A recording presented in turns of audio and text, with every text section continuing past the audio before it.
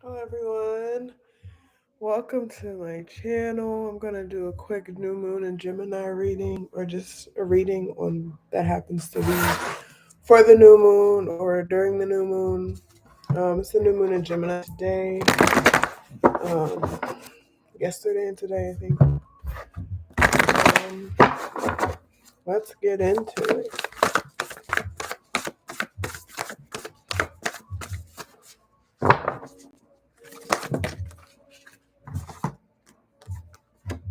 Oh.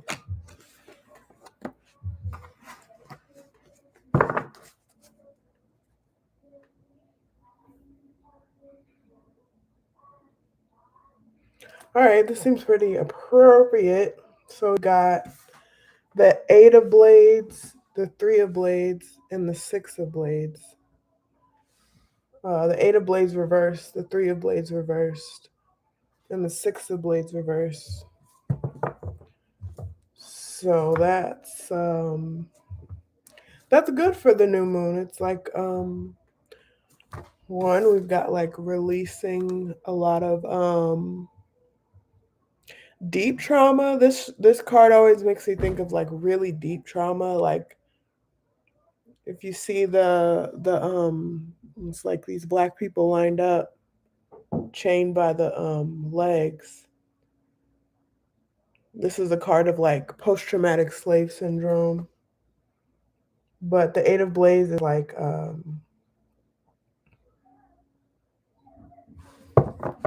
yeah, so that release of like really deep trauma, really deep mental chaos. Then we've got the Three of Blades. It's reversed too, which this is a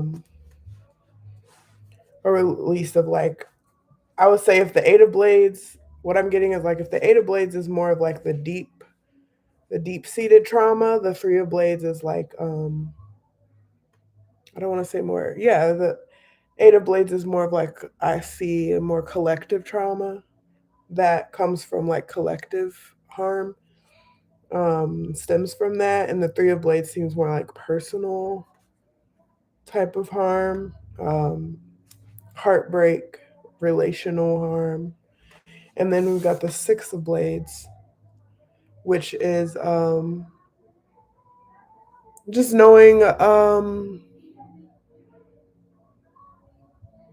it's like knowing what to pick up and what to put down. The Six of Blades, it shows someone who's like picking up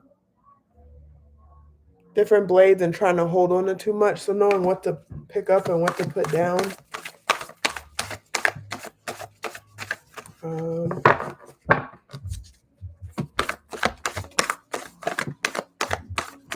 let's get, hmm, let's get one more.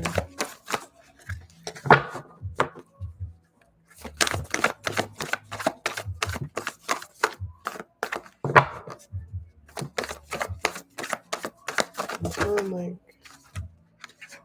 that might be it for this day.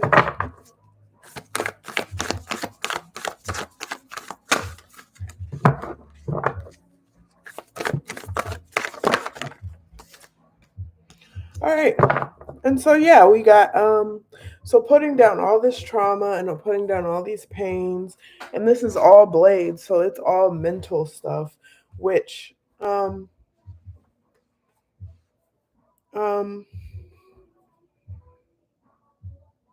mental pain doesn't mean that it's not real. It doesn't mean that it's not like affecting us on like a physical level. But I think with the Six of Blades here, it's saying to like, this is one thing that I've been doing recently is like really picking, really watching the mind, observing the mind, and noticing like what is actually worth keeping and going. Like I wrote about this the other day, like fear is a story, and it's a story that what did I write? Fear is a story that tries to make space for itself to make you smaller. So it like tries to expand all this space for doubt and fear. And I actually have a analogy of when dealing with like mental pain where it's like I wrote a poem about like um putting fear on a leash and letting it out to roam and taking it for a walk so that it knows freedom. And so there's like different ways you can look at that analogy, but essentially, um, it's like training a dog. Like if you keep a dog in the house all day, it's going to be terrified and aggressive and kind of suspicious of everything that it encounters because it doesn't have space and room to move. And so this is a lot of like mental pain, mental anguish that where the fear is just running wild in your mind and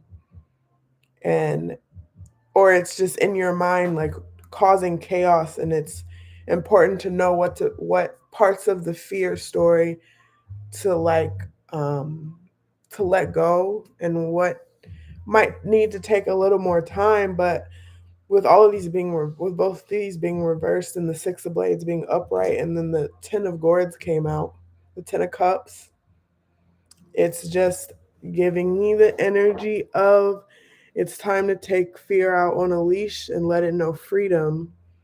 It's time to like really observe the stories that are going on in our minds that when you have a dog on a leash, I'm going back to this analogy. When you have a dog on a leash, the way that you like hold on, let me get my words together. But the way that you like train it on a leash is you let it go. You want fear to be something that, like a dog off leash, it doesn't just like when someone comes up to you, it's not like barking. When you're in some situation, it's not, going crazy with like fear and barking and acting wild. You want it to come when called. And so fear is not something that we eradicate or we want to get rid of fear, because fear is an important part of human development. You want to have fear, but you want to have fear that has so much space to roam and so much space to be comfortable and free, um, in the sense of you moving through your freedom and you moving in a way where um, you can experiment and you can be curious and you can put yourself in new environments and new places and new situations and just observe how the fear is moving in your mind and knowing when to pull back the leash on the fear and letting it know what its boundaries are, so that so that when actually something happens that maybe fear should come up, because again, we don't want to get rid of fear because it's human nature, we need fear. um but you want it to be in a place where when there's actually is something to fear, when your body actually needs to be in that fear mode, it's something that is coming when called, like it's actually something to fear and not just a mental story tied to a memory. And you want your body to know in like real time, oh, this is when we actually need to be fearful, versus like um we're doing something new, let's let fear run wild. Like that's not um, uh, necessary.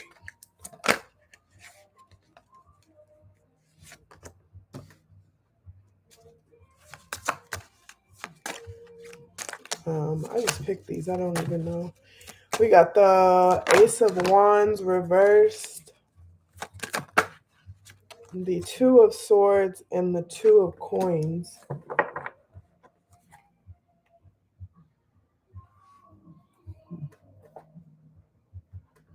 And I think this is saying like, because like I was saying, when you want to start something new or you want to be in a new energy or you want to have new passions with the Ace of Wands reversed, the Ace of Wands is it's one wand, and that amount of like passion and energy is very fragile. You want to be very careful with where you place it. You want to be very careful of where you place that your energy. And so if all of this is mental energy that you're releasing and knowing how to like pick and choose what stories to keep in your mind and which stories need to go or maybe be pulled back on the leash for this 10 of gourds, or because maybe you're like we're in like being in a 10 of gourds space where your emotions are clear and you're full of like, I always see this card as like divine, with these like three big faces in this big whirlwind. It always gives me um like the completion of if 1 to 10 is a timeline of mastery of emotions, the 10 is this like completion moment where you've reached a certain level of your emotions, where maybe you are in this place where you have released these things and you know how to pick and choose what sphere to keep and leave. And so once you're in that space and you want to now like do something or make something, put it into a passion or put your energy towards something, with this Ace of Wands reversed, it's knowing like, yeah, exactly where you want to put the wands. And it's yellow, which is giving me like, solar plexus.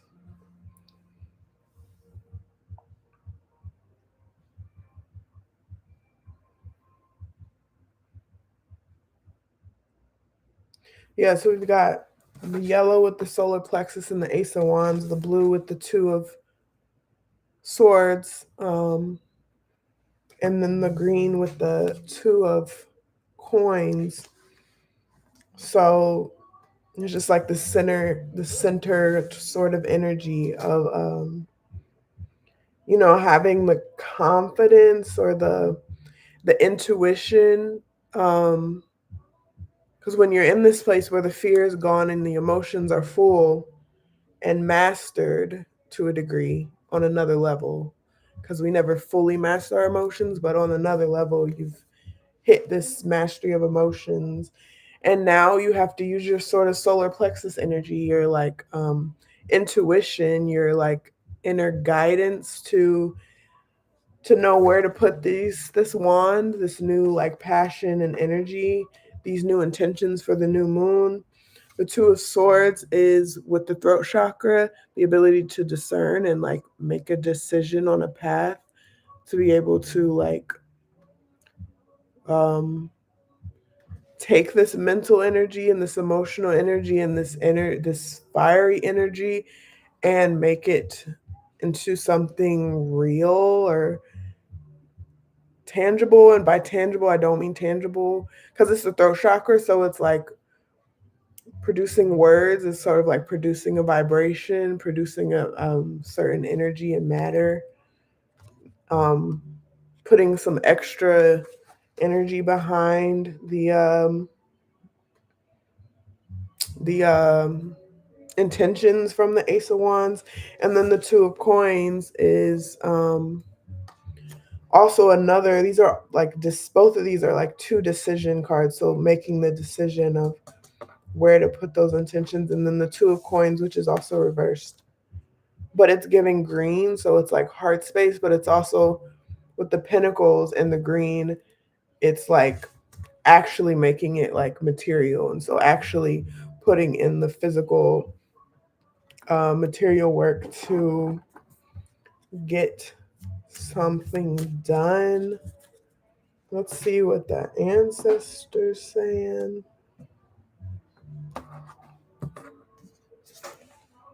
You got corn.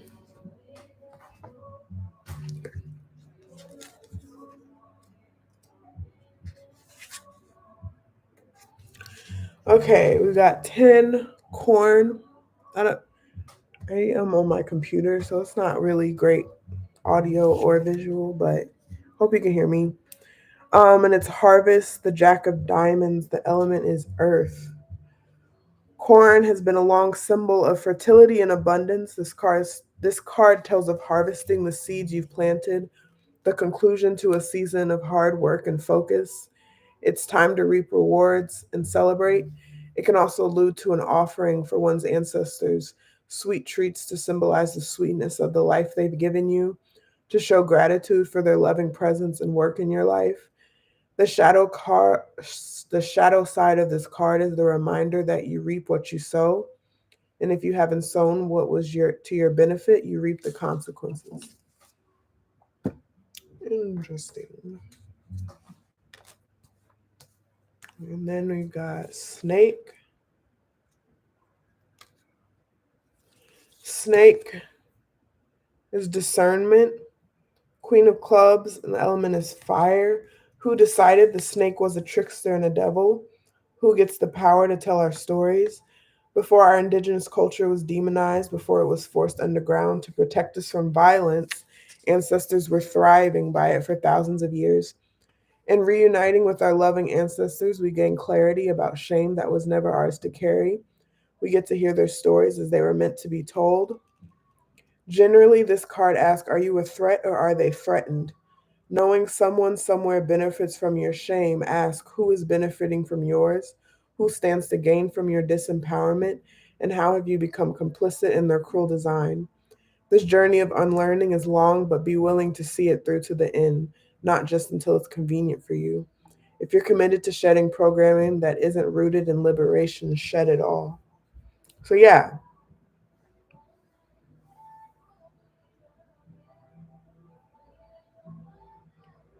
definitely energy of like I was saying before, like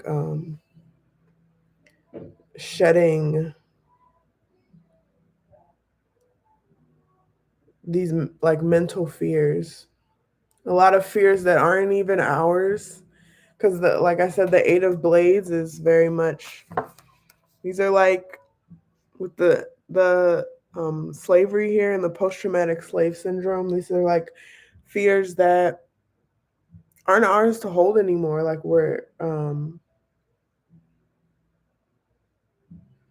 fears, shame, doubt, all of this stuff that, yeah, we really like with the 6 of blades picking apart like what we actually want to keep, what's actually ours, what's something that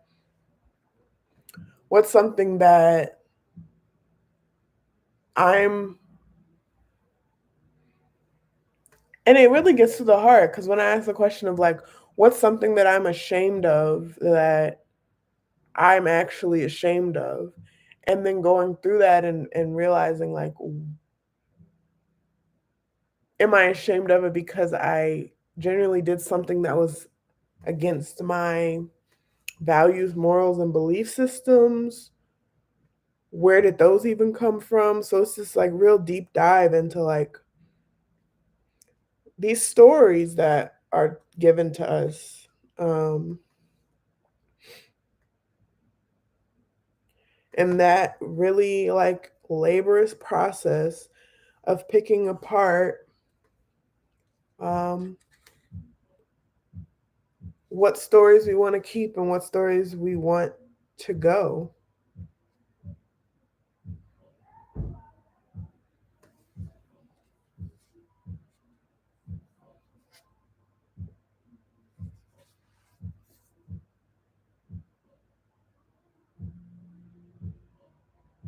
And with the 2 of coins and the 2 of swords, yeah, there's this like, there's these certain paths to take. Um,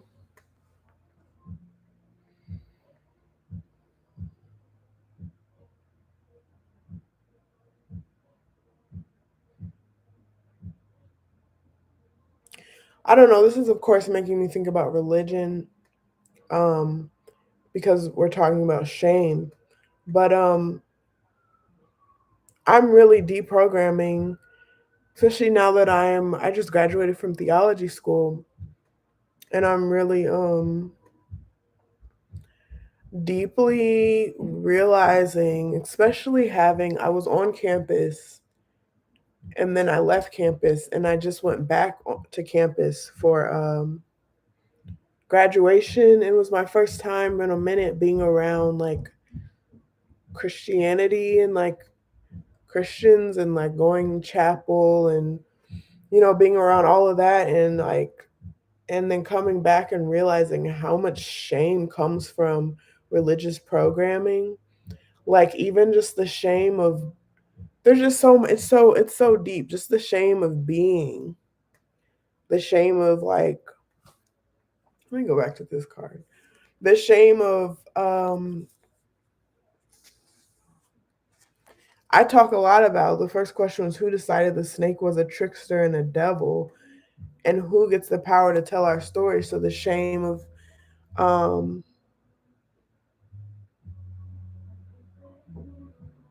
for me, it's been the shame of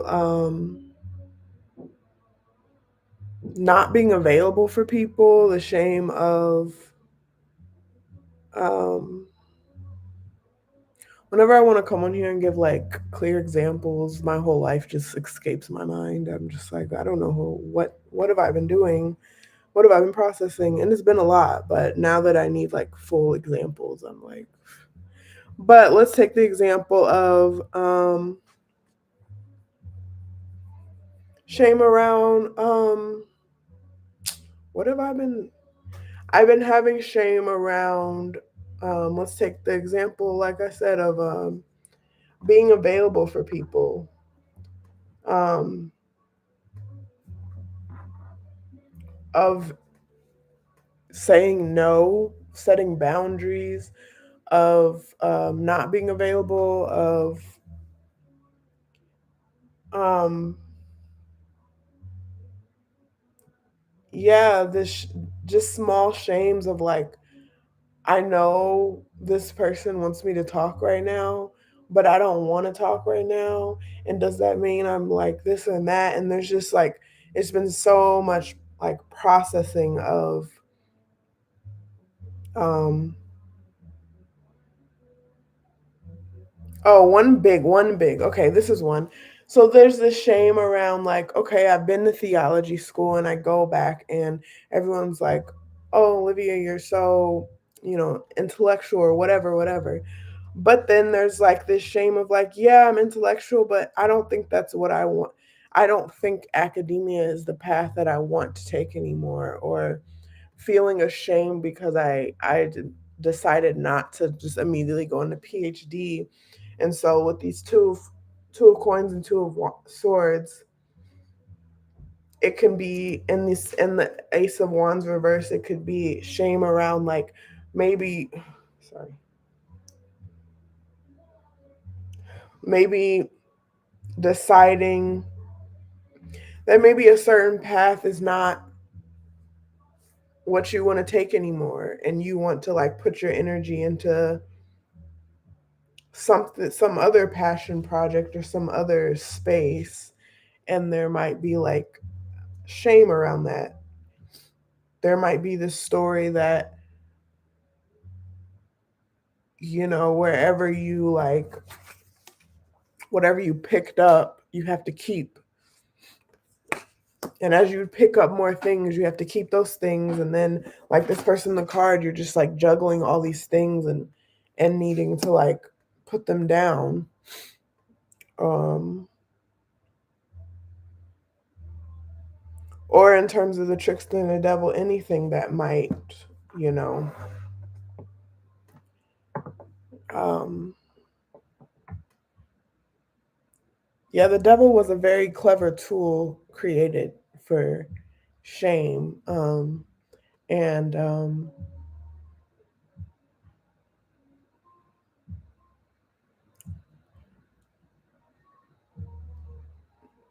I ultimately, these the deep the work that the extensive work that comes with clearing out mental stories of shame, and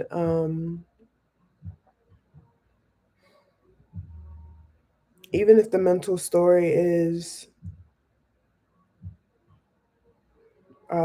deciding that, you know, you no longer want to be religious and you do want to have an ancestor altar and give to your ancestors, or Um,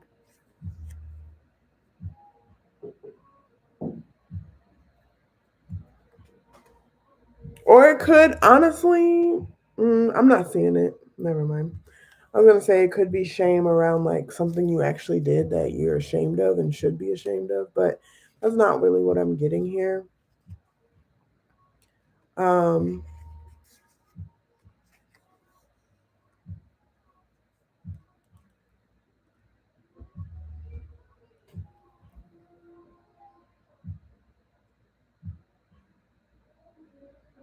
but yeah, it's taking me like deep sessions of looking into ancestry, looking into, which is really looking into like family dynamics and where did you first learn to become ashamed of something you're ashamed of, or even thinking about how do you even recognize shame. Um,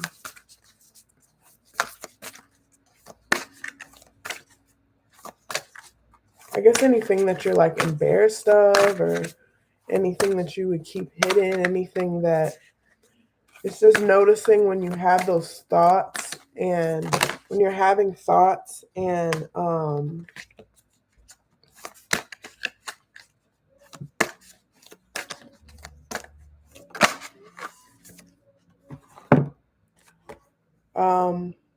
there starts to become this story or this reaction of smallness. Um, for me, it's the stories in my head that immediately lead me to action. Like the moment I have, maybe that's why the Ace of Wands is reversed, because it's like fear wants action. Like the moment something happens or a story is told, immediately you want to act on it impulsively, maybe, um, and just like get straight to the point, get straight to the action of eliminating the fear or doing something to change your environment, change the environment around you because you're uncomfortable, or um, changing your body language, maybe, or your body movement. Maybe you make yourself smaller, or you look down. There's just like subtle ways that you can tell when fear is running through your system. And a lot of times for me, when fear comes up, I immediately want to act on it. It's like an urgency of, if I don't do something about it, it's going to like take control over me or something. And so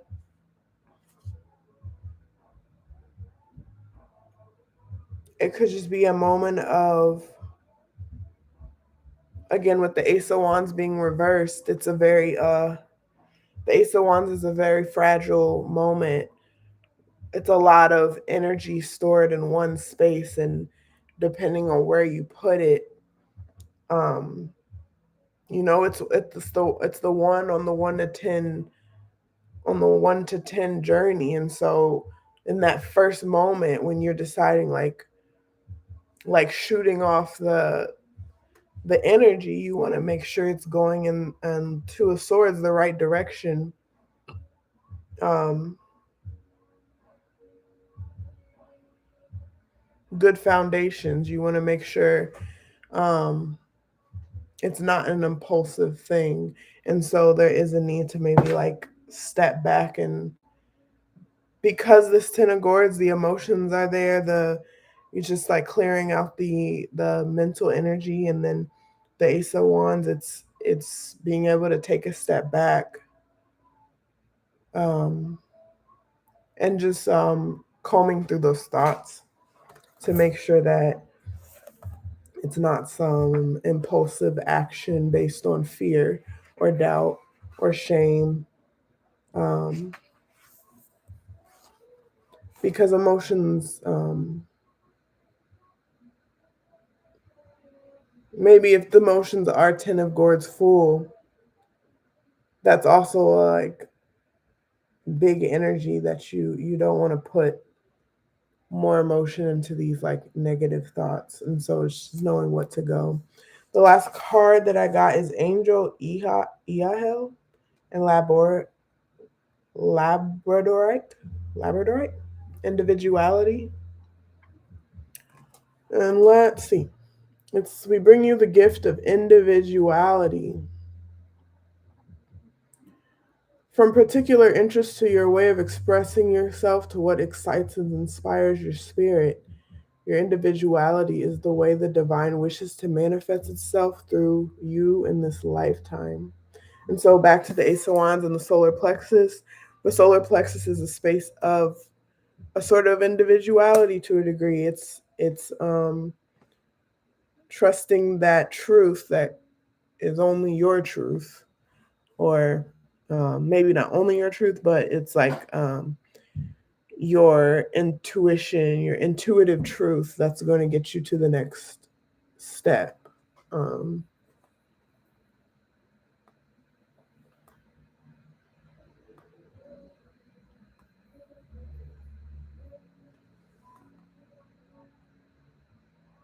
you'll grow and express yourself more freely and authentically. Accepting your individuality, you will instinctually gravitate towards people, places, and energies that support you in being your bright, true spirit. You'll grow to express yourself more freely and authentically, and the divine light within shall shine brighter, without a veil of fear, confusion, or shame obscuring it. There's no need to compare yourself to any other. Oh, that's a good example. That's a good example of the way this fear can show up. Comparisons. And the solar plexus, again, is not about comparison. The solar plexus is very much, this is like the direction that I have to take for me. Whereas the root chakra is about your general tribe, and the sacral is like developing relationships in that tribe. The solar plexus is when you're finally at a point in your development where you're like, even though there's a tribe, even though there's these collective stories that are being told and these collective behaviors that are correct, the solar plexus is in a point in our development when we're like, this is what I need to do. This is how I need to move. This is what has meaning for me.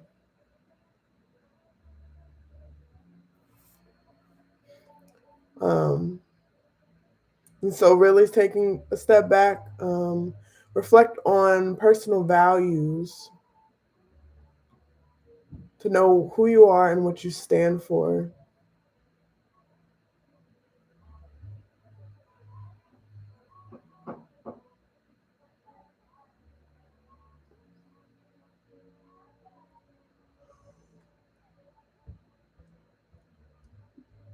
Yeah, the only people that will have any power to judge you, control you, or hold you back from your destiny are those whom you empower to do so. And most of the time, not most of the time, but sometimes just the simple having those thoughts and having those collective stories and collective vision and collective, you know, having these collective fears is the best way to control. We are largely controlled through these larger stories that are told. You shouldn't do this and you shouldn't do that. And um, this is maybe not a good example, but largely our generation was been told that we have to keep a job and we have to stay in that job. And if we don't stay in that job, then we'll look like uncommittal or whatever. And now we're at a point where it's just not it's not it to stay at a job. Most of our people in our generation are hopping from job to job because fuck that job. And so there's this way that like now the collective story is kind of changing, but it does take that tuning into your own personal story and your own individuality to understand what works for you. And then as individuals do that on their own terms, that's when new collective stories can be told, because again, you'll gravitate towards these people, places, and situations that are aligned to you as you align to yourself. And then, yeah, new collectives are made and new collective stories are told. Um,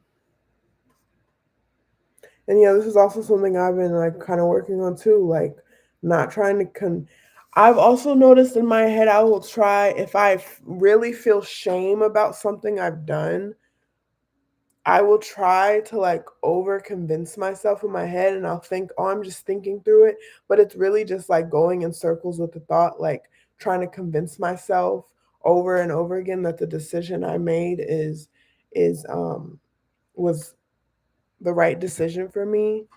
And I think a lot of that can come from when you're constantly going over something in your head, over explaining to yourself in your head, because maybe you did something that maybe you should have done. Maybe it was the right thing to do for you, but it's new.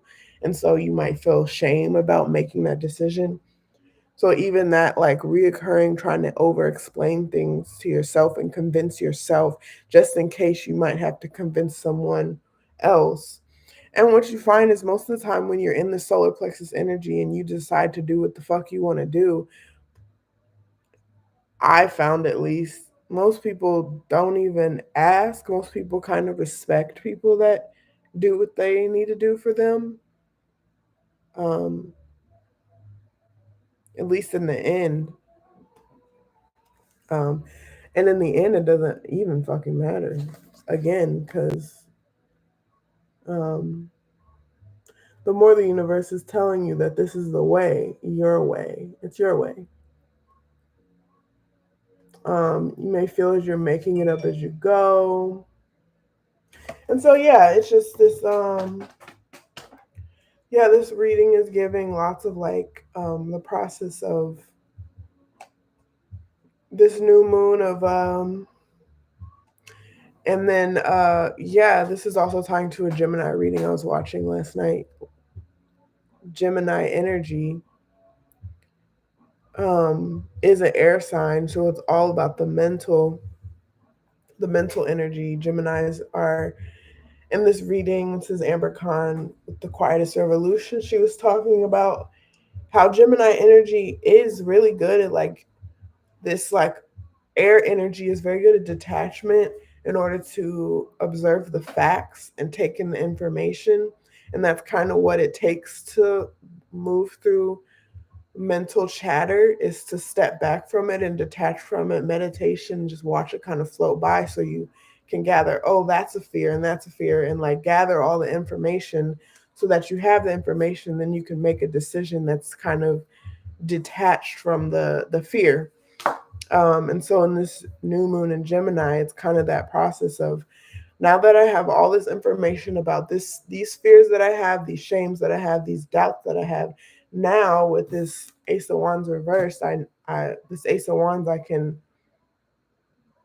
and then also with the Ten of Swords, like I've also been able to say, oh, maybe like these thoughts come from something that's not even mine anymore. Like I'm not even emotionally attached to this shit anymore. And so now I know what direction I can know what direction I want to go. I can maybe know where I want to place my passions and energy. And it's all aligned to me. Um, so yeah, Gemini shit. I'm a Gemini moon, so this is it, I think pretty done. Um what else?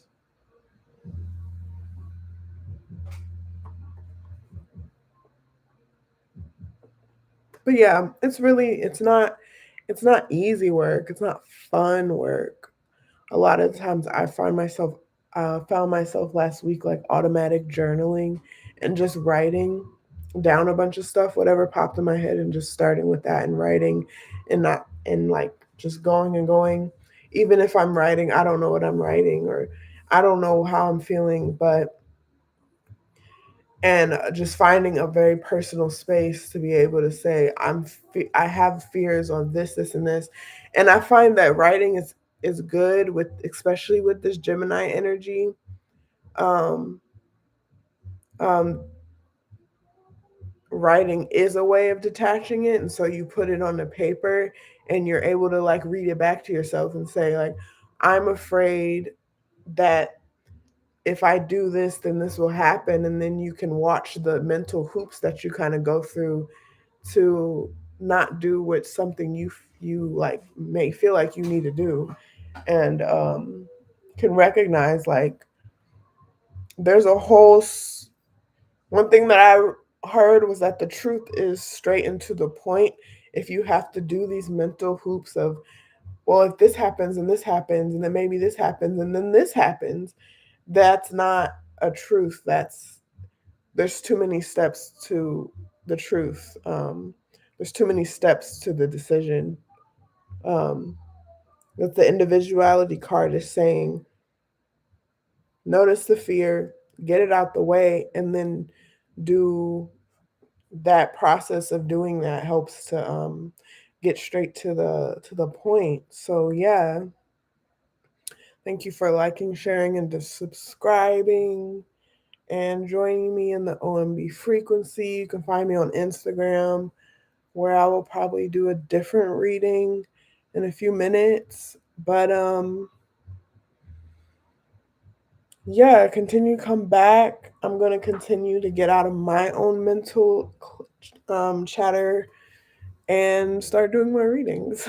So join me here. Thanks for joining me this time. Happy new moon.